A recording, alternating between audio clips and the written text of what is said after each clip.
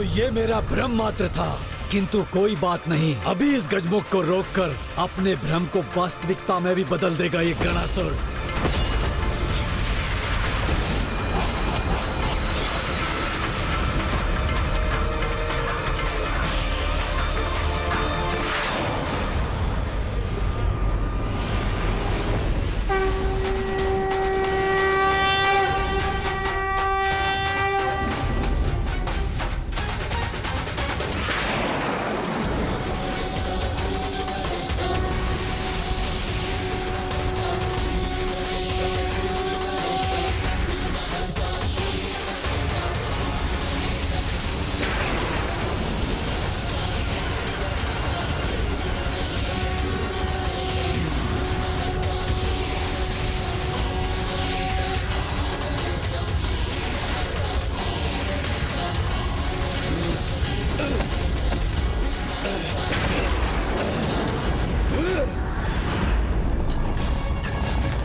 मेरे साथ ऐसी दृष्टता की तुमने, अब देखो उसका क्या दंड देता हूँ मैं तुम्हें। तुम्हारे अपराधों के दंड भुगतने का समय तो तुम्हारा है गणासुर।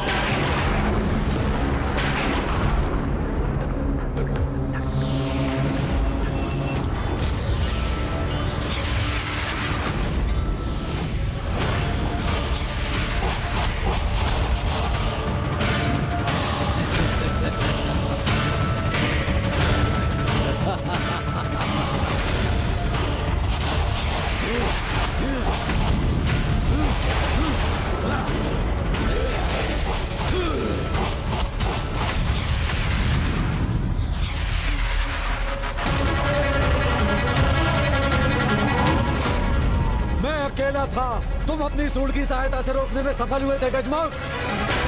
किंतु जब मैं अपने ही समान 12 गणासुरों में विभक्त हो गया हूँ, तो मेरे इन 12 प्रतिरूपों को कैसे रोक सकोगे तुम?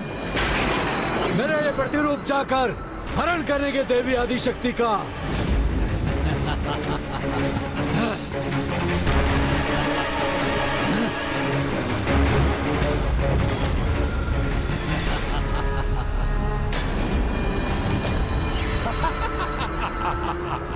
अब अवश्य सफल होगा गणासुर।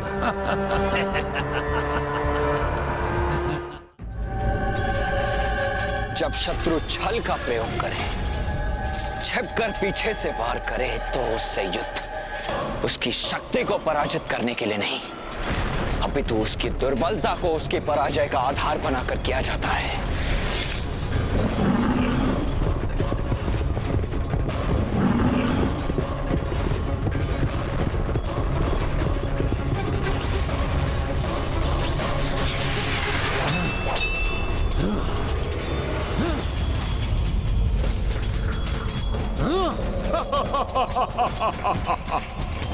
ये दुष्ट अपना विषैला द्रव्य बाहर फेंक कर स्वयं पीछे हट रहा है, जिससे कि ये उसके संपर्क में ना है। अर्थात इसकी शक्ति ही इसकी दुर्बलता भी है। तो मुझे उसी को अस्त्र बनाकर इसे शीघ्र अतिशीघ्र पराजित करना होगा, क्योंकि सूर्यास्त में अब अधिक समय शेष नहीं है।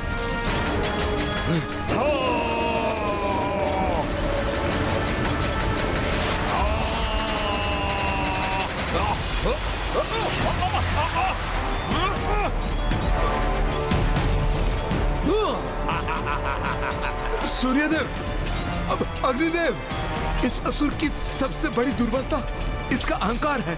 मैं उसी का लाभ उठा के इसे बोलने पर विवश कर दूंगा। उसके पश्चात केवल उसका स्वर सुनकर हम उस पर लक्ष्य साधेंगे, और इसी प्रकार आज के युद्ध की समाप्ति से पूर्व ही हम उसे परास्त कर देंगे।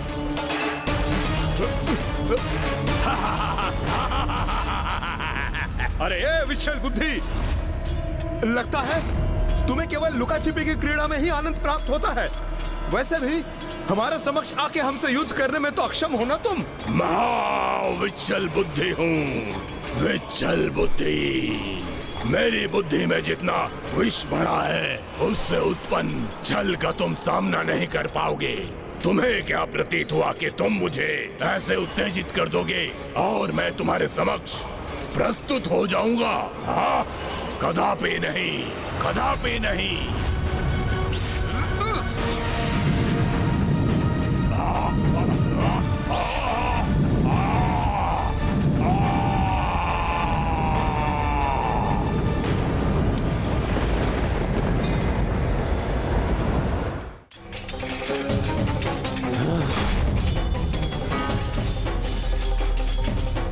यदि ये कुछ भी विभक्त कर सकता है तो स्वयं को भी तो कर सकता है।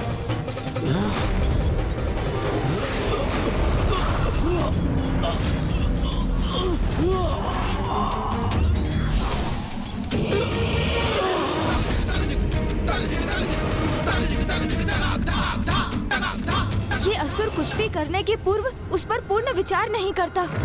यही इसकी सबसे बड़ी दुर्बलता है। इसलिए तो स्वयं को 12 भागों में बांट दिया इसने, ये भूल कर कि यदि ये पूर्ण होता तो कहीं अधिक शक्तिशाली होता। इसलिए इसके पुनः साथ आने के पूर्व मुझे इसका उपाय करना ही होगा।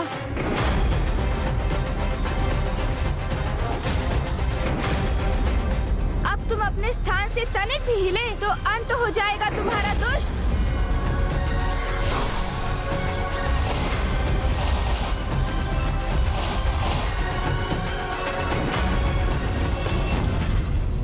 पुनः रोक दिया गजमुख ने गणासुर को, और मेरे अन्य योद्धा भी महासंकट में है अब।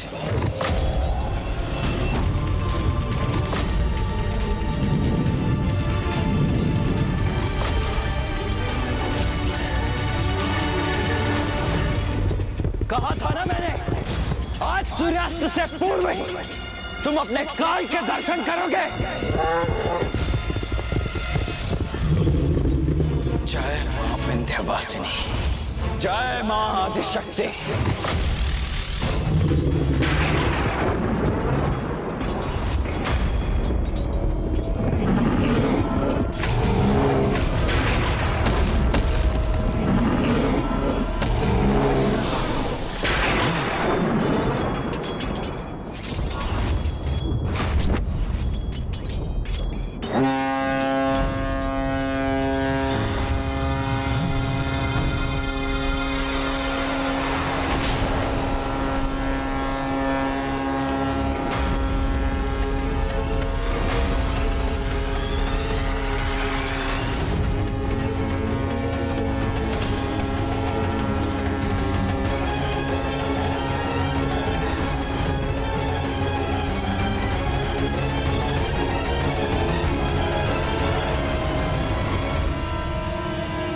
कुमार कार्तिकेय, इसने तो समय से पूर्व ही तुरुही बजाकर आज के युद्ध की समाप्ति का संकेत कर दिया। अब हम क्या करें?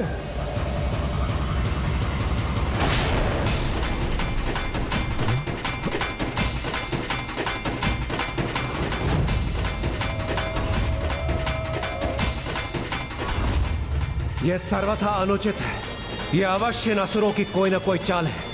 मेरे विचार से हमें अपना आक्रमण रोकना नहीं चाहिए।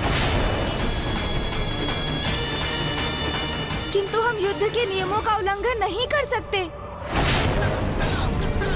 यदि उसके अनुसार हमारा विरोधी युद्ध विराम हेतु तुरही बजा दे, तो फिर उस दिवस के लिए हम भी युद्ध रोकने के लिए बाध्य हैं।